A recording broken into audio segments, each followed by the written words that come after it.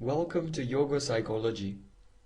The purpose of this presentation is to provide a clear outline of the main themes of yoga psychology and thereby open the door to further studies.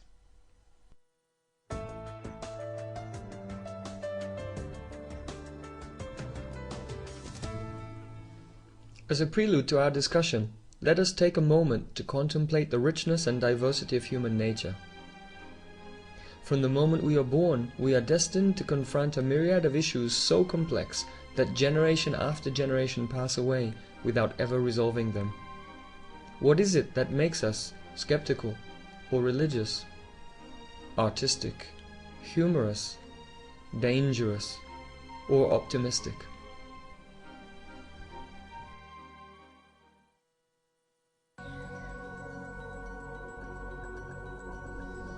How do you see the world?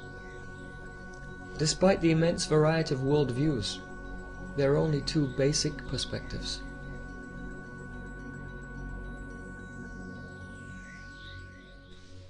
One perspective involves the premise that all physical and psychological phenomena are the emergent properties of matter.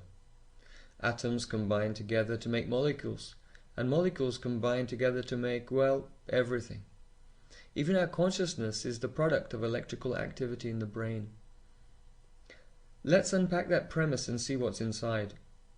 From this perspective, reality is fundamentally mechanistic. All the answers to the mysteries of human nature lie in the structures of matter. Thus, emotions, desires, and free will have no objective existence. Subjective existence, the sense of being one coherent individual, is a misperception produced by the random combination of billions of insentient particles in accordance with mechanistic laws. This perspective informs the discourse currently prevalent in the academic community. Now let's look at the world from another perspective.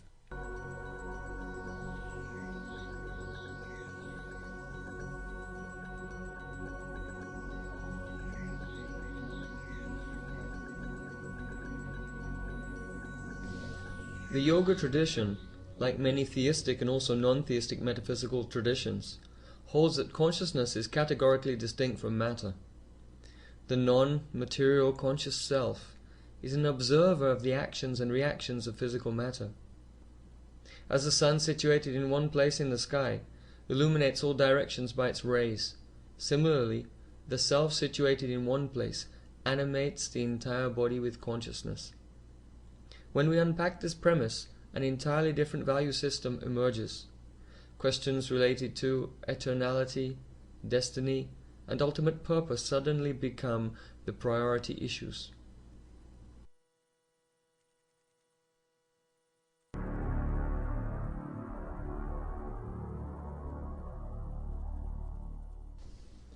Let's bring the two perspectives face to face.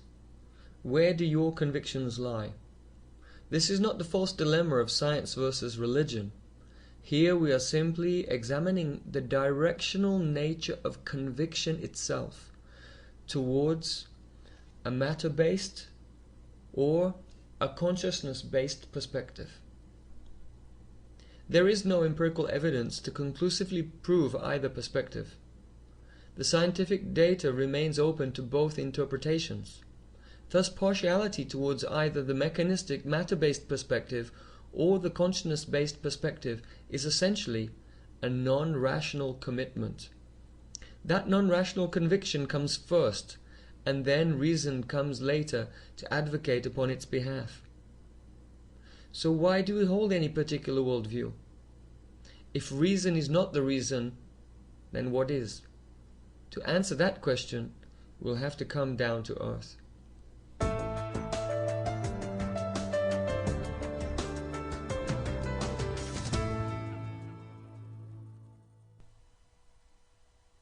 People are complex beings. Still, we can safely say that particular tendencies predominate from person to person. Some have more inclination towards the arts, others towards violence or depression. The list of possible psychological tendencies goes on and on. Do all these feelings occur randomly, or is there some pattern?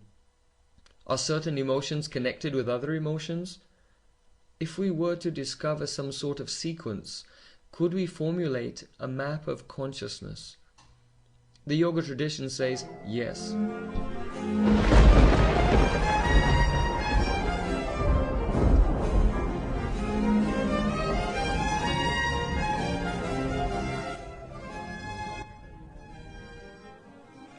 A map of consciousness. An interesting notion. But how would we identify the terrain? What would constitute the directions and dimensions of such a map?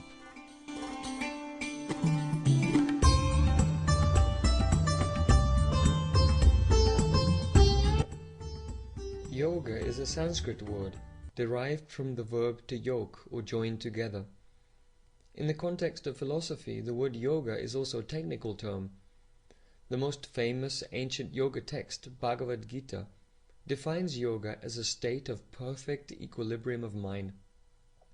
Similarly, the Yoga Sutras of Patanjali define yoga as the complete restraint of fluctuations in the mind. The basic premise of yoga is that the mind is a subtle material interface through which the conscious spiritual self interacts with the physical world. The mind can be compared to the surface of a lake. When the water is still, it provides a clear reflection of one's face. Thus Patanjali writes, in yoga, or equilibrium of mind, the seer is situated in his own true nature. This is the state of enlightenment. If, however, the water of a lake is disturbed, one's reflection becomes distorted. Similarly, a fluctuating mind provides us with a distorted vision of reality.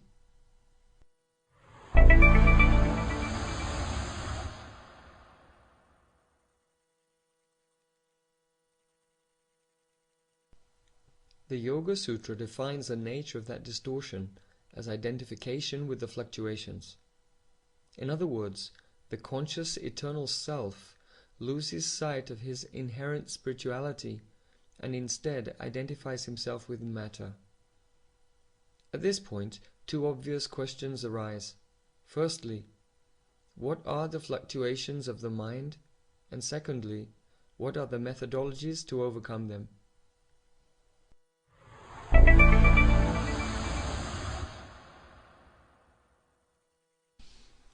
Yoga, or equilibrium, is lost when the mind fluctuates. Those fluctuations are of 3 degrees of intensity, namely mild, moderate, and intense. The mild degree of fluctuation is called Sattva. Sattva is associated with clarity and serenity. The moderate degree of fluctuation is called the Rajas. Rajas is associated with passion and creativity. The intense degree of fluctuation is called Tamas. Tamas is associated with darkness and inertia. Sattva, Rajas, and Tamas are known collectively as the gunas. Owing to the popularity of yoga, all 4 of these Sanskrit terms have recently been assimilated into the English language and can be found in the Oxford English Dictionary. Just as all colors can be made from the 3 primary colors, red, blue, and yellow, similarly, all states of mind are the effects of the combination of the 3 gunas. Now we are ready to put together our map of consciousness. Let's begin at the bottom with Tamas, the lowest level of consciousness.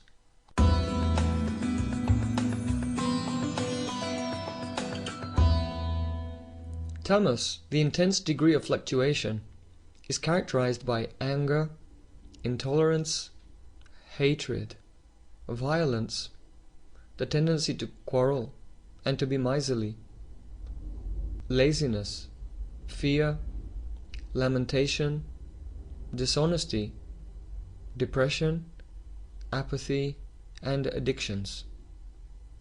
On examining this group as a whole, it's clear that these characteristics are interrelated, as they usually do not occur in isolation. Rather, 2 or more occur simultaneously. Whenever you experience any of these emotions, it is to be understood that Tamas, the intense degree of modification, is present in the mind. A person whose consciousness is predominated by Tamas will be prone to drink and smoke heavily, stay awake at night, wake up late in the day, spend hours in front of the TV. eat a great deal of meat and junk food, bathe irregularly, bicker with others, and inhabit an untidy living space. Now let's rise up from Tamas to Rajas, the moderate degree of modification.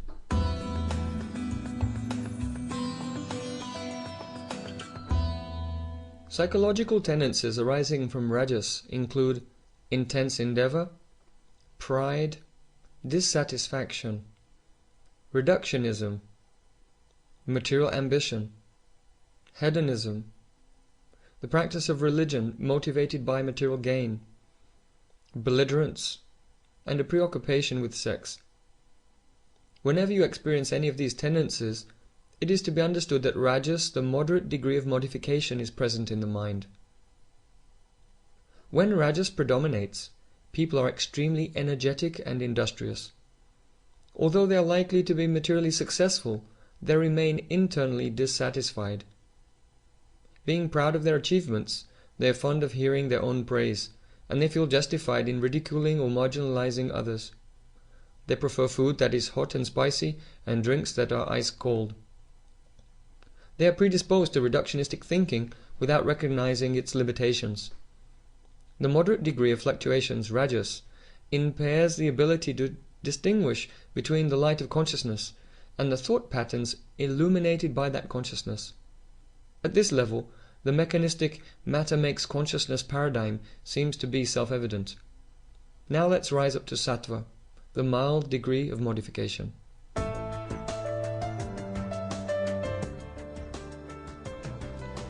Psychological tendencies arising from Sattva include peacefulness, sense control, truthfulness, generosity, responsibility, fine powers of discrimination, humility, tolerance, detachment, compassion, contentedness, and faith in the existence of the soul. When Sattva predominates, one can readily discriminate between one's timeless consciousness and the temporary coverings of the body and the mind. Although a person affected by Rajas may theoretically accept the existence of the soul, he has no practical realization. In Sattva, the nature of consciousness is self-evident.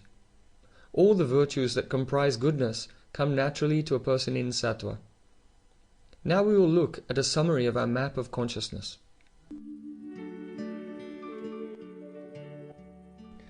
This unique paradigm of yoga psychology has the versatility to account for all of the complexities of human nature.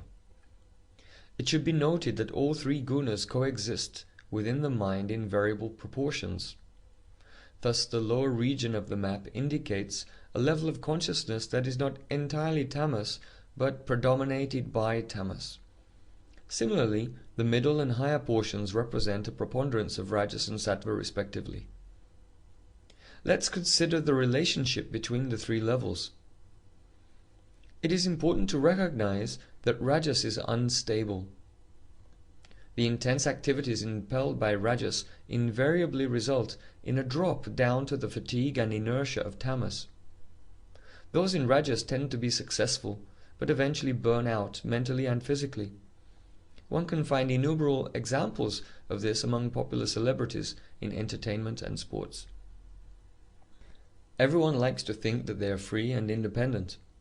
However, according to yoga psychology, the choices and activities one performs in daily life are dictated by the proportions of sattva, rajas, and tamas in the mind.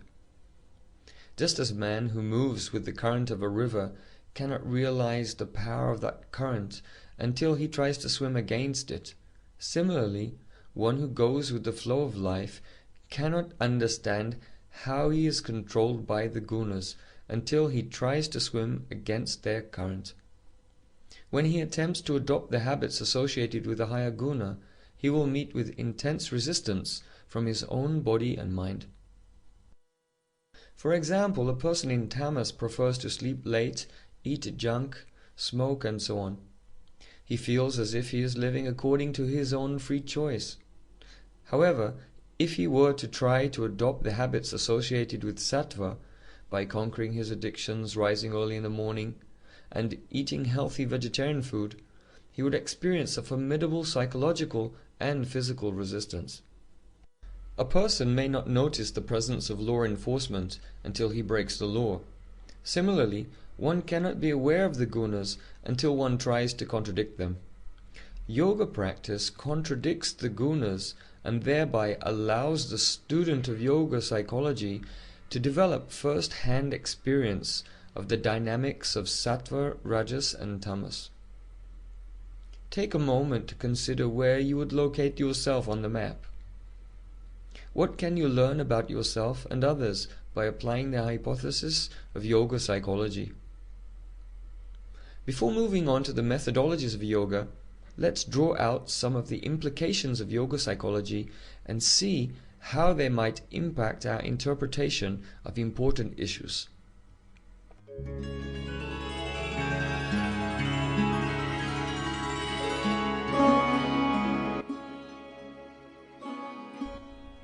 The search for happiness and fulfillment motivates all human endeavor. In Rajas, one feels that sensory pleasure is the cause of happiness. However, absorption of the mind in sensory pleasure intensifies Rajas, along with its psychological aftermath of dissatisfaction and ultimately depression. Thus one becomes trapped in the tragic cycle of repeatedly mistaking the cause of one's dissatisfaction for a source of further happiness. This, in essence, sums up the plight of humankind in today's consumer society.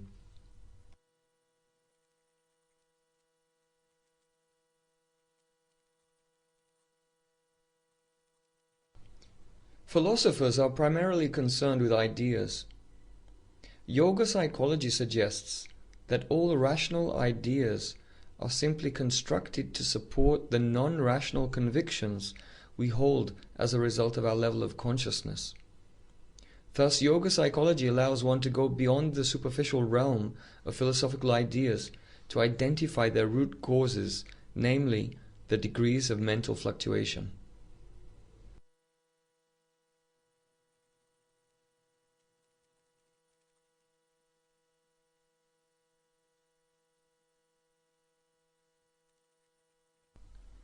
Is morality relative or universal?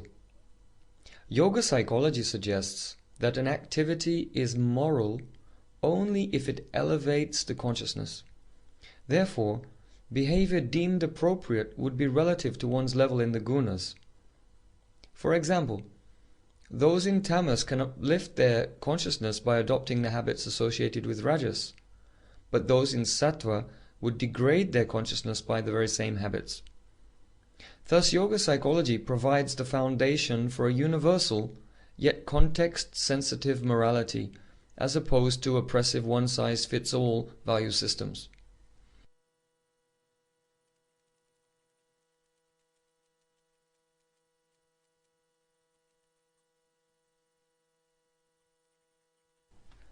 Is religion a cause of peace or a cause of conflict? Yoga psychology brings clarity to the discussion by showing that people from both religious and secular backgrounds are peaceful when they're in Sattva, contentious when they're in Rajas, and violent when they're in Tamas. Thus, the peace and stability of mankind depends on the culture of Sattva, which is possible in the context of any religious or secular background. These are just a few examples of the far-reaching implications of yoga psychology on personal and social levels. In what ways could this paradigm inform your interpretation of other fields such as education, political strategy, arts, and the media?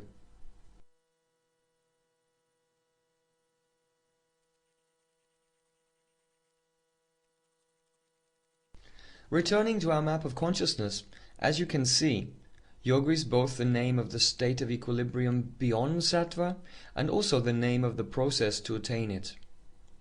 Where you are on the map of consciousness is not nearly as important as where you are going. Yoga provides 4 main methodologies to elevate one's consciousness through and beyond the influence of the gunas. We'll summarize them one by one.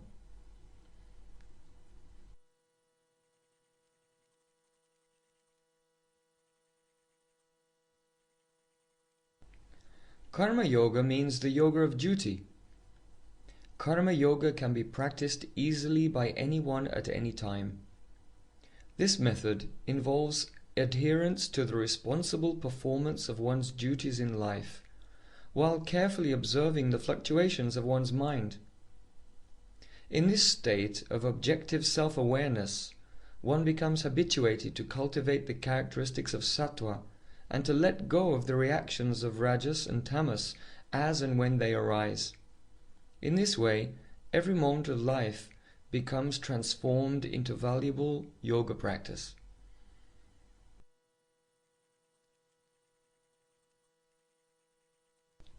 Jnana yoga means the yoga of knowledge. This method involves an analytical study of matter, the mind and consciousness, and also a search for the eternal by the gradual negation of the temporary. The theoretical conclusions are then applied through ascetic practices.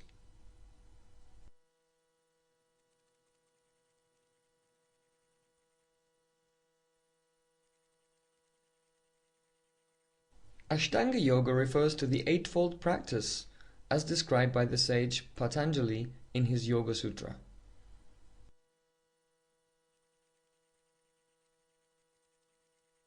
The first practice involves 5 kinds of self-restraint: non-violence, non-lying, non-stealing, continence, and non-possessiveness.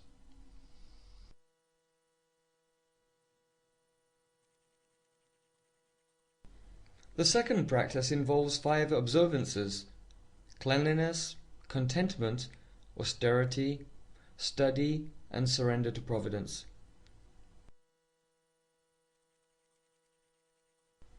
The third practice involves various sitting postures, and the fourth breathing exercises. Collectively, the first 4 of the 8 practices are called Hatha Yoga, which is currently popular in health clubs throughout the world.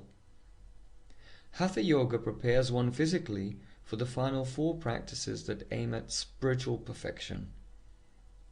The 5th practice involves withdrawing one's attention from sensory activities in order to attain the 6th stage, concentration. When concentration intensifies, it becomes meditation, and when meditation deepens, it becomes samadhi or trance. In trance, the eternal conscious self finally becomes liberated from misidentification with the temporary physical body and mind.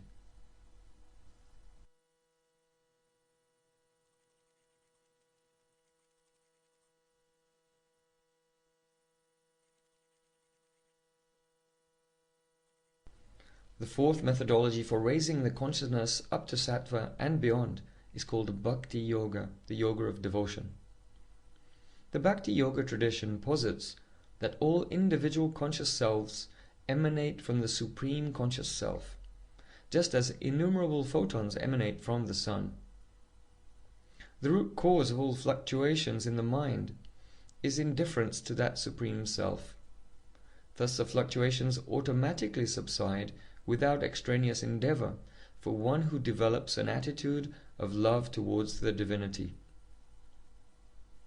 In Bhakti Yoga, the stages of concentration, meditation, and trance outlined in the Ashtanga Yoga system are easily and naturally attained by devotion to the Supreme Consciousness, expressed through the arts such as poetry, music, drama, dance, and architecture.